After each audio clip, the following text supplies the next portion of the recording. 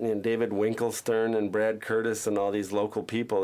They were trying to cover the new wave phenomenon, and they just like was not having it. And Dave, I think his barbs at the local media were pretty spot on. Now, granted, that might not. It's fun to read maybe for the outsider. They won't know but at the time it was a local magazine, so they were fair game. And I kind of wonder, where are they now? And do they know that their names are being dredged up from the bottom of the barrel and being resurfacing again? And but yeah, in all the locals that Bill Holdship used to write for the State News, and they would just. It's like they said, the crowd, as they said, Club Doobie was more stuffed than a shoebox full of Winnebagos for the DOA concert. And we were like, well, that's, great journalism there, dude. But so we had plenty to make fun of, and they pretty much turned up their nose at the local hardcore, the Necros and the Fix, and it was kind of like the old guard versus the new younger whippersnappers that were coming through. And so it was, our job to take pot shots at them. And there was also an older crowd of people, including my wife's sister and her friends, and we kind of poked fun at them as well, because it was just like, even though I was older than everybody else, I was still, there's a cartoon that Pusshead did. Pusshead's a pretty famous artist that's done like Metallica covers and skateboards and so on. And I called him up and I said, let's, because Henry joined Black Flag. We hung out with Henry when he was in SOA in DC. Then he joined Black Flag, and he moved to LA, and he grew his hair and he grew his beard. So we were like, well, this is kind of just gentle poke in the ribs, make a little fun of him. So he had long hair, and so Pusshead did this artwork, and it was like, showed him cross-legged with the long hair, an incense burner between his legs. Henry called me up and yelled at me. He called Pusshead up and yelled at him, and it was pretty much the end of my friendship with Henry. So that was around 1983, and I've seen him a couple times since, and I tell some anecdotal stories about meeting up with him later on when he was openly hostile to me. But I still love you, Henry. Want to have your baby someday. My very first foray into writing a fanzine was the 999 Times, which was strictly dedicated to a band from England, my favorite of the UK corporate signings.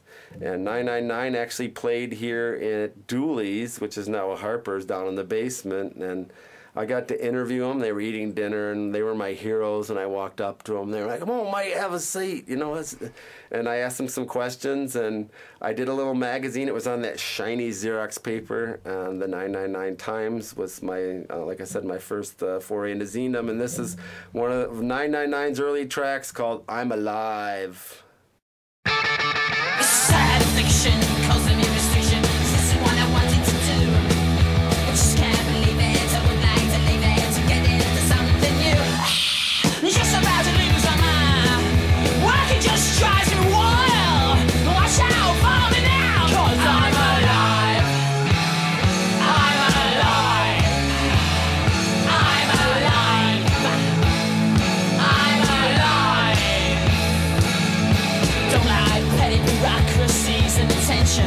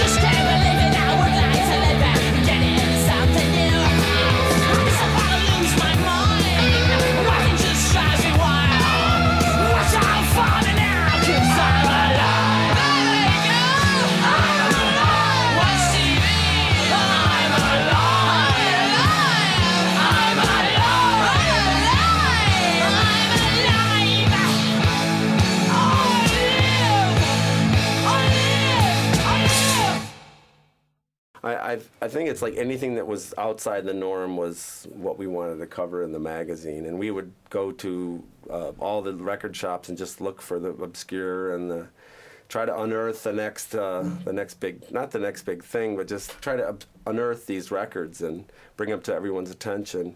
And I always talk about wanting Dearborn music, and I don't know who the buyer was for Dearborn music, but there was just the weirdest one-off stuff, and you know, you'd buy it and you'd review it and say it was great, and because you knew nobody'd ever find a copy ever again, so it was kind of like ha ha ha, our little joke. But some of the stuff actually was great, and we made a lot of friends in those stores, and they'd let us go in the back rooms and look through the dollar bins. And we were in Chicago one time, and the guy had no 45s out. Dave actually remembers the name of the store. It was like Mike's Records or something. We go in, got any records in the back? He pulls out 2 boxes of dusty 45s, and there was just like a gold mine. And I actually found a copy of the Pagans' first record, 6 and Change, in there, and held it up, and Dave's face just sagged. It was like, because that was like the holy grail of Midwestern hardcore, and it had been given away at one show, and it was like 100 copies, and I had it, and that was what it was all about. I mean, driving to Chicago to go record shopping, I mean, come on. Like, you know, that was the extent of our fandom. We had to go anywhere we heard there. We would get to New York City when we were on the Process tour with the Necros and Negative Approach and Corey's Winnebago, and we get in front of a record store and the thing would explode and everybody would race. The owners of the shops were like, "What's going on?" Because like 10 guys are in there rifling through the 45s, and it's like trying to find a Misfits record or whatever that we were looking for at the time, and we did find them.